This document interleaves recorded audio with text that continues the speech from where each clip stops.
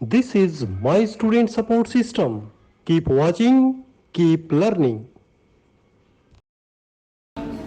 Okay, good morning. आज international health agencies का जो हमारा चैप्टर चल रहा है उसमें टॉपिक इंटरनेशनल नहीं होके नेशनल है, ठीक है ना। तो जो कल मैंने आपको बताया था कि जो रेड क्रॉस सोसाइटी है वो अलग अलग कंट्रीज में भी अपनी ब्रांचेज स्थापित करती है, ठीक है। उसी प्रकार इंडिया में भी एक इंडियन रेड क्रॉस सोसाइटी है, उसके बारे में हम जानकारी प्राप्त करेंगे, ठीक है। जितनी भी कंट्रीज़ की जो रेड क्रॉस सोसाइटीज़ हैं वो सब कोऑर्डिनेशन से चलती हैं इंटरनेशनल रेड क्रॉस की, ओके।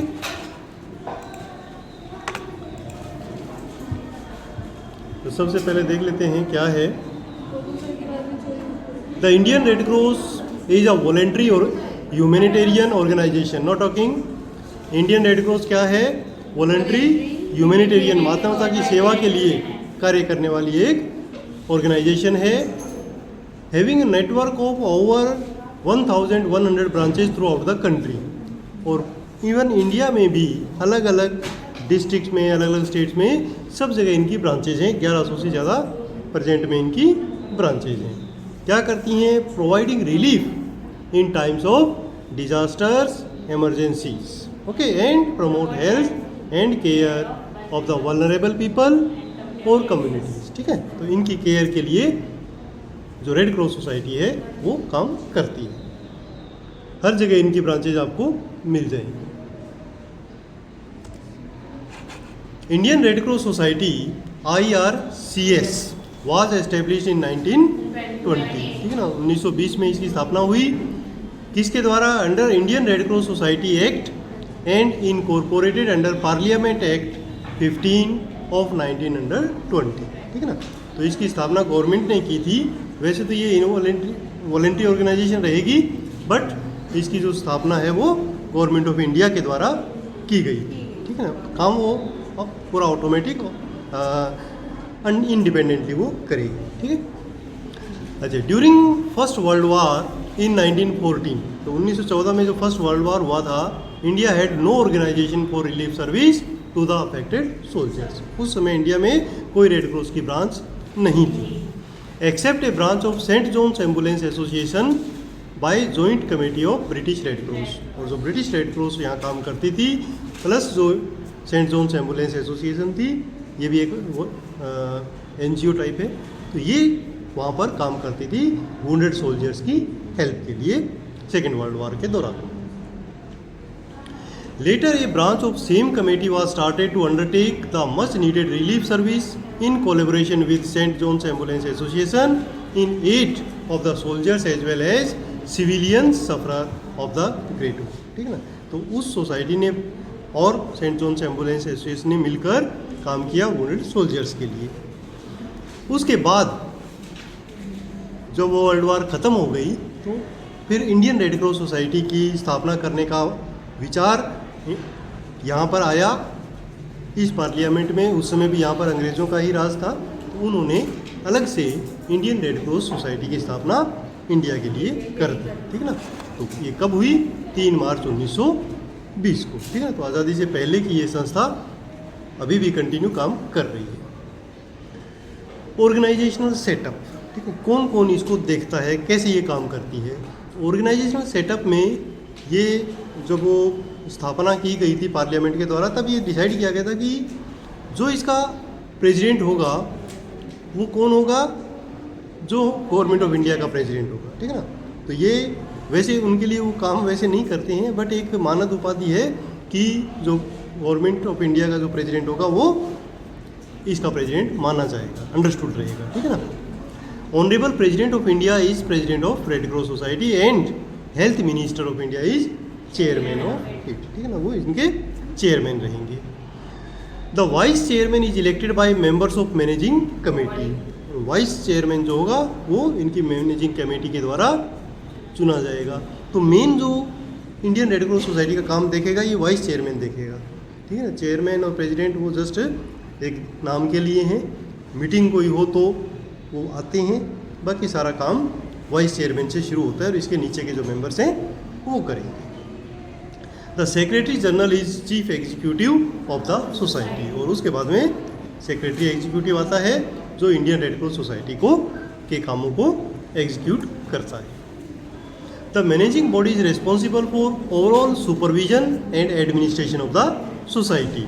ठीक है, तो पूरी जो इंडिया में जितनी भी ब्रांचेज हैं उन सबको ओवरऑल देखने के लिए मैनेजिंग बॉडी बनी हुई है। मैनेजिंग बॉडी में कितने मेंबर हैं? We have total 19 members in Indian Red Cross managing body. ठीक है, तो उसमें जो 6 मेंबर हैं वो क्या हैं?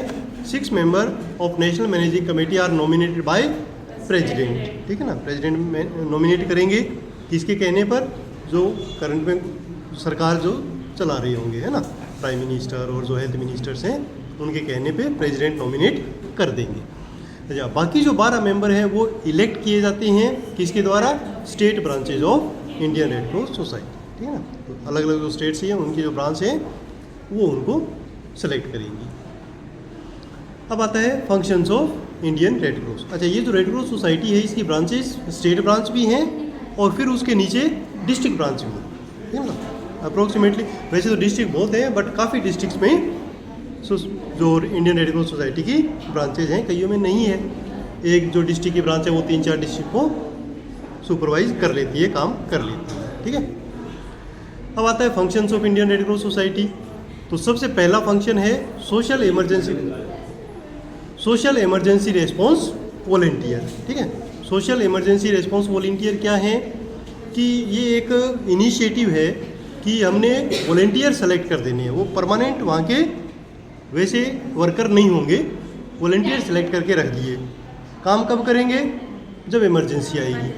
ठीक है, अदरवाइज वो अपना नॉर्मल स्टडी कर रहे हैं, कॉलेज में पढ़ रहे हैं, जॉब कर रहे हैं, बट जब ज़रूरत पड़ेगी तो वो रेड क्रॉस सोसाइटी का यूनिफॉर्म पहन के आ जाएंगे और काम करेंगे। ठीक है ना, the social emergency response volunteer programme is design to build community resilience through training of the target group by master trainers, instructors and serve volunteers on a pan India basis. पूरे इंडिया में ऐसे volunteers ready करके रखे हुए हैं। ठीक है, अच्छा, अब आता है blood bank service. Second number पे ब्लड बैंक। जो भी रेड क्रॉस सोसाइटीज़ हैं इवन डिस्ट्रिक्ट लेवल पर वो ब्लड बैंक चलाती हैं। ठीक है ना, तो आप लोगों ने सुना ही होगा सबसे ज़्यादा जो ब्लड बैंक इंडिया में है वो मोस्टली रेड क्रॉस सोसाइटीज़ के हैं।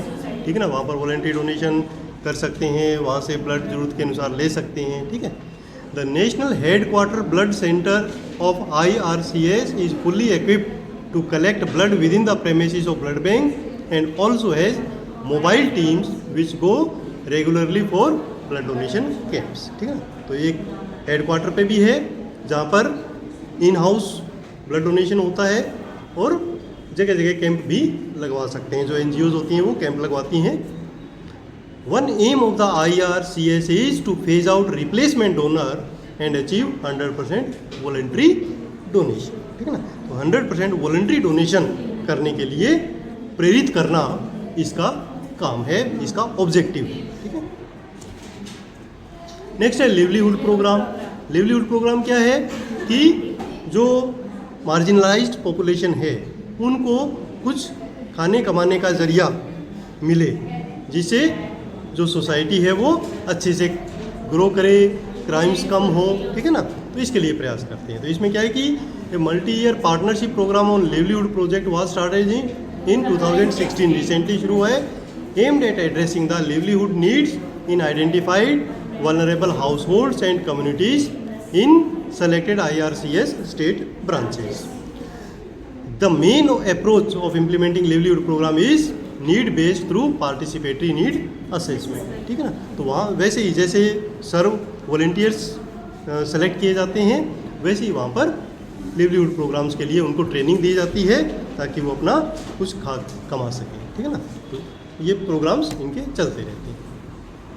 नेक्स्ट है thalassemia screening and counselling programme. अब थैलेसीमिया के बारे में आप लोगों को पता ही है कि ऐसी डिसऑर्डर है जिसमें बार बार ब्लड की ज़रूरत पड़ती है ना, तो उसके लिए स्क्रीनिंग प्रोग्राम और काउंसलिंग प्रोग्राम चलते रहते हैं ताकि एज पर नीड वहाँ पर उनकी सर्विसेज दी जा सके।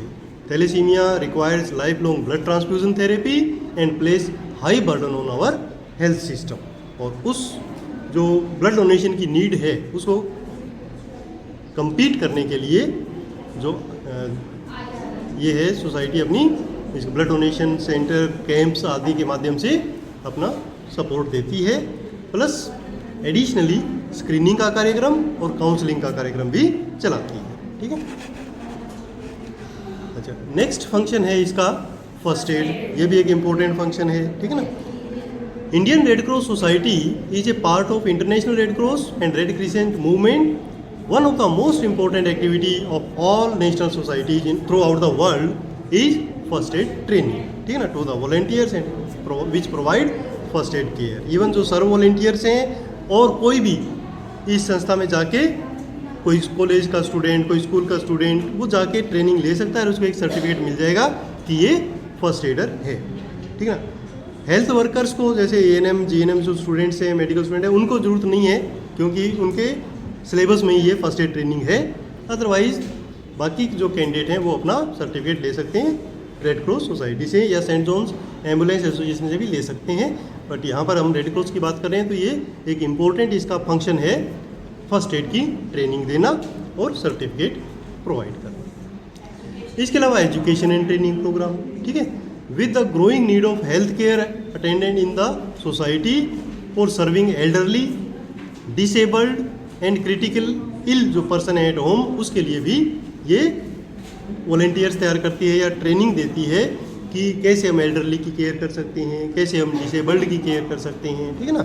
उसके लिए भी स्पेशल स्किल डेवलपमेंट प्रोग्राम के तहत ये ट्रेनिंग भी देती हैं और सर्टिफिकेट भी देती हैं। वो लोग फिर ओल्ड एज होम वगैरह में जॉब भी कर सकते हैं इस सर्टिफिकेट के बेस पे। Next, restoring family link. अब रिस्टोरिंग फैमिली लिंक क्या है? ये वहाँ से आया है इंटरनेशनल रेड क्रॉस सोसाइटी से, कि बेसिकली तो काम उनका है बट वो स्टेट ब्रांच जो कंट्री ब्रांचेज है उनके माध्यम से कराती हैं, क्योंकि हर कंट्री में जो लोग काम कर रहे होंगे, जो मिसिंग पर्सन हैं, जो वार अफेक्टेड पीपल हैं, उनकी फैमिलीज हैं, उनका एड्रेस वगैरह, फ़ोन नंबर वो जानते होंगे, उनके माध्यम से फैमिलीज को यूनाइट करने का प्रयास ये करते हैं। ठीक है ना। क्योंकि जो अफेक्टेड पर्सन हैं, चाहे वो डिजास्टर से अफेक्टेड हैं या वार से अफेक्टेड हैं, वो अगर फैमिली से डिटैच हो जाएं तो ये एक बहुत बड़ी उनके लिए सफरिंग होती है। ठीक है। और उस सफरिंग को कम करने के लिए लगातार जो इंडियन रेड क्रॉस सोसाइटी है वो कार्य कर रही है। My student support system, keep watching, keep learning.